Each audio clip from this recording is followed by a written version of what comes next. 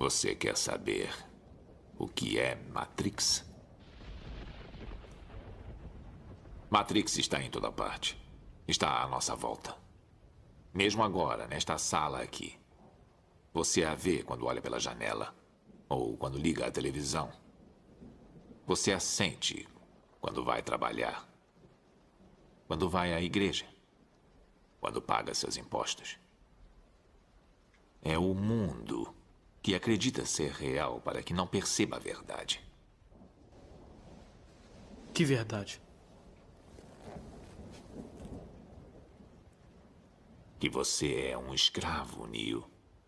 Como todo mundo, você nasceu em cativeiro. Nasceu numa prisão que não pode ver, sentir ou tocar. Uma prisão para a sua mente. Ora, diz alguma coisa, droga. Você está na televisão. Ao vivo, para o mundo inteiro.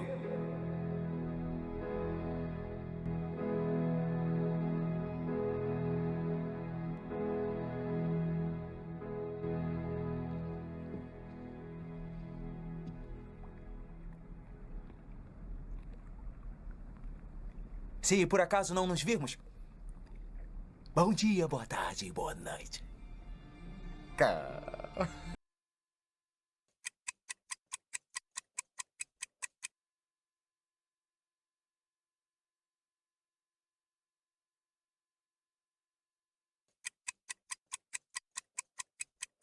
E se eu te dissesse que tudo o que você viveu, sentiu e acreditou até o exato momento em que vê e me escuta pode ser uma mentira profundamente arquitetada? Olhe para o cotidiano ao seu redor.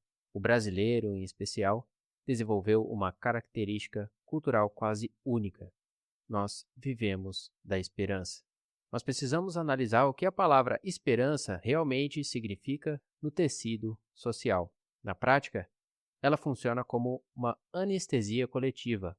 A crença cega e inabalável de que, não importa o quão caótico ou injusto seja o cenário presente, forças misteriosas farão com que coisas melhores venham no futuro. A grande questão é: e se essa esperança for apenas o combustível projetado para manter uma engrenagem sistêmica girando sem que você perceba? Nossa realidade é moldada e mantida por uma estrutura invisível, uma verdadeira matrix institucionalizada que se sustenta fundamentalmente sobre três grandes pilares: a política, a religião e a educação tradicional. Nós nascemos livres de dogmas, preconceitos ou amarras ideológicas.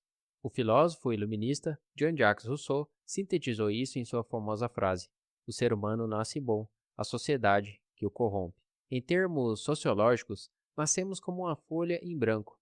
No entanto, conforme vamos crescendo, o ecossistema social entra em ação. As pessoas com quem mais convivemos começam um processo de instalação de crenças na nossa mente. Crenças que podem ser funcionais ou limitantes e libertadoras ou escravizantes. Nesse processo de programação mental, a família atua em primeiro lugar, desenhando os nossos primeiros limites e medos. Logo em seguida, segundo plano, somos entregue às instituições externas de massa, a escola primária, o colégio e, finalmente, a faculdade. Esses ambientes não foram desenhados apenas para transmitir conhecimento técnico puro, mas sim para padronizar comportamentos, mudando formas padronizadas de pensar, reagir e obedecer. Não que realmente seja essa a intenção dessas instituições, só que, de repente, como efeito colateral, é isso que acontece. No colégio, a narrativa principal é repetida de forma mecânica, geração após geração. Você precisa estudar desesperadamente para passar em uma faculdade, pois o diploma universitário é a única garantia absoluta de sucesso, prestígio e estabilidade financeira. Mas vamos fazer uma pausa e analisar a realidade friamente. No cenário atual, com o fenômeno da inflação de diplomas, onde o mercado está saturado e a formação acadêmica tradicional já não garante emprego, será mesmo que a faculdade cumpre o que promete? Ou será que alguém, em algum momento da história industrial, quis que a massa pensasse dessa forma para gerar mão de obra previsível, obediente e endividada. A educação tradicional foca em criar engrenagens eficientes para o mercado de capitais, raramente indivíduos intelectualmente livres e questionadores. Se o sistema de ensino se encarrega de programar a nossa mente para aceitar a rotina de trabalho mecânica, a política assume o papel de gerenciar a nossa esperança social. No ecossistema político, a promessa vendida em todas as eleições é rigorosamente idêntica: erradicação da desigualdade, a facilitação da prosperidade pessoal, individual e a evolução estrutural do país. Mas quando confrontamos esse discurso com a prática histórica e a ciência política, a máscara cai. A democracia representativa moderna, da forma como ela está desenhada, traz consigo erros crônicos. Ela acaba estimulando o parasitismo dos governantes e de toda a casta burocrática sobre os recursos gerados pela população. Pense na lógica do incentivo. Como os mandatos são estritamente temporários, durando apenas 4 anos, o político profissional ele não se comporta como o dono de uma empresa que deseja o crescimento dela a longo prazo. Ele se comporta como um inquilino temporário que quer extrair o máximo de benefício do móvel antes que o contrato acabe. Foco quase exclusivo do governante passa a ser a perpetuação no poder, seja através da reeleição ou da eleição de seus aliados. O resultado prático disso é um Estado que tende a inflar constantemente, ficando cada vez maior, mais pesado, ineficiente e voraz na cobrança de impostos, enquanto planos reais de desenvolvimento sustentável, para daqui a 20 ou 30 anos, são ignorados. Para sustentar essa estrutura parasitária, ocorre um processo severo de degradação cultural. O sistema político passa a depender e incentivar discursos demagógicos, narrativas exageradas e teatros populistas direcionados às camadas mais vulneráveis da população. É a velha tática do pão e circo. O eleitorado, sufocado pela falta de oportunidades reais, cai facilmente em promessas simplistas de distribuição de facilidades imediatas, como a ilusão de churrasco, de cerveja ou auxílios governamentais milagrosos na mesa de todos. Essa fórmula populista não é exclusividade nossa. Ela é copiada e aplicada com sucesso em diversos países em desenvolvimento, destruindo economias inteiras enquanto mantém a população mansa, dependente do auxílio estatal e eternamente grata por migalhas. Para fechar com precisão cirúrgica o triângulo da nossa Matrix, entramos no terreno da religião. Se a política cuida de controlar nossa esperança terrena, as instituições religiosas assumem o controle da esperança máxima do ser humano, o que acontece após o nosso último suspiro. A promessa de uma vida gloriosa após a morte funciona em perfeita sinergia, harmonia com o pilar político. Enquanto o Estado lhe tributa e limita sua vida material, a religião pacifica seu espírito, induzindo o indivíduo a aceitar a escassez, a opressão e o sofrimento atual com a promessa de que dias infinitamente melhores virão na eternidade. De forma alguma, eu quero que você abandone sua fé, porque eu também acredito em algo superior. O que eu quero colocar aqui é que você passe a se perguntar, a se questionar um pouco sobre as figuras de autoridade, sobre os políticos, sobre os líderes religiosos, porque assim, todos nós somos pecadores e normalmente nós endeusamos essas pessoas, sendo que são seres humanos comuns. Então, fica aí a minha reflexão e o questionamento. Voltando aqui, ela atua para manter a população submissa, domada diante das injustiças sociais.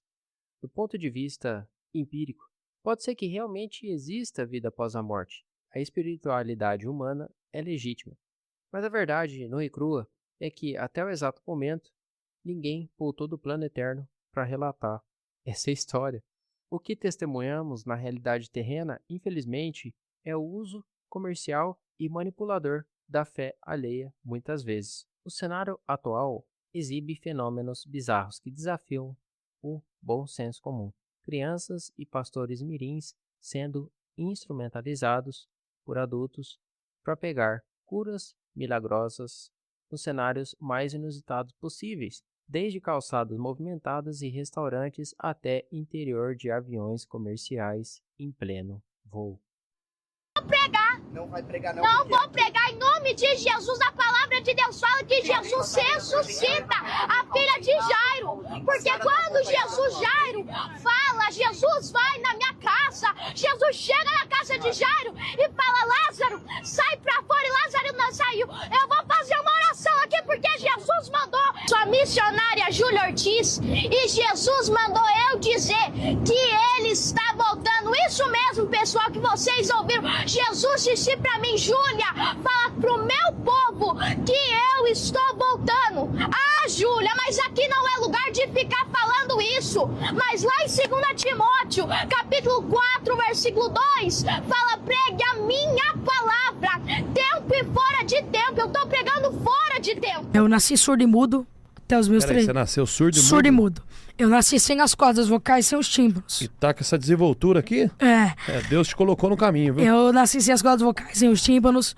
Você nasceu sem as cordas sem vocais, as cordas vocais, e sem os tímpanos. Sim. Caramba. Eu nasci surdo e mudo até os 3 anos de idade. Nesses episódios, os pregadores demonstram uma ausência completa de empatia básica e civilidade. Eles ignoram o fato de que o passageiro ou cliente ao lado pode estar enfrentando luto, cansaço extremo, ou simplesmente deseja usufruir do silêncio para descansar.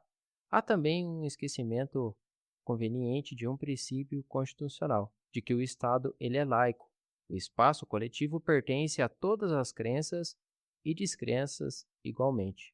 Essa falta de coerência independente à religião escancara a profunda hipocrisia que corrói os bastidores de muitas instituições religiosas. Esse comportamento hipócrita é, historicamente, um dos maiores motivos pelas quais tantas pessoas boas decidem se afastar permanentemente das igrejas. Cansa de ver líderes espirituais discursando com agressividade sobre moralidade, castidade e integridade no altar, enquanto na vida privada, sem generalizar, cruzam barreiras éticas elementares, se envolvem em escândalos financeiros, cobiçam a mulher do próximo, etc. Muitos líderes religiosos falam de Deus com eloquência, mas falham miseravelmente na hora de praticar a empatia e o amor que estão registrados nos próprios textos sagrados. Dogmas e regras puramente humanos criadas, como a proibição do casamento para os sacerdotes católicos, revelam-se conceitos distorcidos. O voto de celibato obrigatório contraria a própria biologia e a psicologia do desenvolvimento humano. Afinal, o padre, o pastor ou bispo é um ser humano de carne e osso, hormônios e necessidades afetivas idênticas às de qualquer pessoa. Analisando a outra história profunda, percebemos que a religião institucionalizada quase sempre operou como o braço direito do poder secular, marchando lado a lado com reis, imperadores e ditadores. No Brasil, o período da escravidão é o exemplo mais doloroso e pedagógico dessa aliança sinistra. A igreja da época fornecia a justificativa teológica necessária para validar o horror do tráfico humano, pregando aos africanos escravizados que sua servidão na terra era uma provação divina que purificaria suas almas para o céu. Era a ferramenta perfeita de dominação que utilizava a fé para impedir a revolta física. Contudo, a resiliência e a inteligência humana são forças impossíveis de serem totalmente contidas. Diante da violência colonial e da proibição absoluta de manifestarem suas verdadeiras crenças espirituais, os escravizados operaram uma estratégia brilhante de sobrevivência cultural: o sincretismo religioso. Impedidos de esculpir ou saudar suas próprias divindades e orixás, eles passaram a correlacionar de forma inteligente os seus rituais e forças da natureza às imagens dos santos católicos, permitidas pelos senhores de engenhos. Se eles não possuíam as imagens físicas de suas entidades originais, aqui no Brasil, eles usaram a iconografia europeia como uma máscara de proteção. É por essa razão que figuras de santos como São Jorge, São Lázaro, Nossa Senhora são amplamente utilizadas e reverenciadas nas religiões de matriz africana até os dias de hoje. Longe de ser uma mera imitação pacífica, o sincretismo foi um ato revolucionário de preservação de memória, existência psicológica e identidade de um povo que se recusou a ter uma alma totalmente domada pela matrix colonial. Hoje, pessoal, é mais difícil você mudar de classe social no Brasil do que na Índia, que há sistema de castas definido. E assim, ao conectarmos todos os pontos, conseguimos visualizar com clareza o fechamento perfeito da nossa matrix contemporânea. Política controlando seus passos sociais, educação tradicional que enquadra seu potencial intelectual e a religião pacifica sua capacidade de rebelião espiritual. O objetivo fundamental de mapear e compreender os mecanismos internos dessas engrenagens não é fazer com que você caia no cinismo, ou depressão ou um pessimismo paralisante. O objetivo é te entregar a chave da própria cela. Entender o sistema é o primeiro passo para você se libertar dele. Comece a buscar ativamente e criticamente outras formas de pensar, de consumir informação e de interpretar os acontecimentos ao seu redor. Questione os caminhos que as instituições afirmam ser os únicos corretos ou seguros. Desenvolva um ceticismo saudável. Vá atrás de informações. Questione, busque saber se aquilo é verdade ou não. Jamais acredite em alguém, seja político A ou B, ou pastor, somente porque ele está dizendo. Então, diante de promessas fáceis emitidas em palanques políticos, você deve desconfiar. E também daquela moralidade que é exibida em púlpitos, que priorizam o julgamento em detrimento do acolhimento. Lembre-se sempre de uma verdade, ela é simultaneamente brutal, só que é profundamente libertadora. Até onde a ciência e a nossa consciência conseguem provar, você só tem essa única oportunidade de existência nesse planeta. Você só tem essa vida. Jamais cometa o erro trágico de desperdiçar o seu ano de lucidez vivendo sobre as rédeas da ilusão coletiva, cumprindo expectativas alheias ou aceitando uma existência morna e submissa. Questione, compreenda as regras do jogo e, acima de tudo, desperte. Finalizamos com a famosa frase de Friedrich Nietzsche: quem luta contra monstros deve garantir que, no processo, ele não se torne um monstro. Se você olhar o suficiente para um abismo, o abismo voltará a olhar para você. Tamo junto, deixa o like, se inscreva no canal e até o próximo vídeo.